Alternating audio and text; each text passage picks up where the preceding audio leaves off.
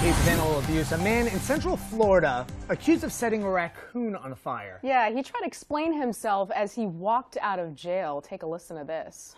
88-year-old, first time I ever have to go to jail. I never thought about killing nobody in my lifetime. No man, no woman, no kid. Just a raccoon, says Ezra James, who after posting his $2,000 bond describes planning to kill the animal for eating his mangoes.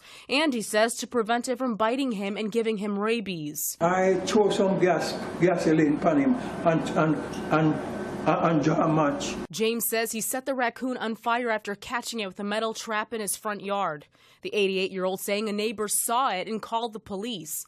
He still seems upset she did that. She's a wicked woman. James is originally from Jamaica and says he did not know that authorities would have humanely euthanized the raccoon. When police arrived at 10 o'clock Thursday morning, James watched an officer shoot the raccoon to put it out of its misery. 2 shots and kill a raccoon. He may now have to explain his actions to some disturbed neighbors. I would never have believed he would have done that. James and Nancy Gill have been neighbors for 20 years. I sure hope he thinks about it, because God don't want us to do stuff like this. I'm not going to catch no more because I learned my lesson. So you won't set another raccoon on fire? No, I done with that. What you really need to do is call and have somebody come and get him, not do what he did. Well, James took a taxi home from the county jail. His court date has not been scheduled yet.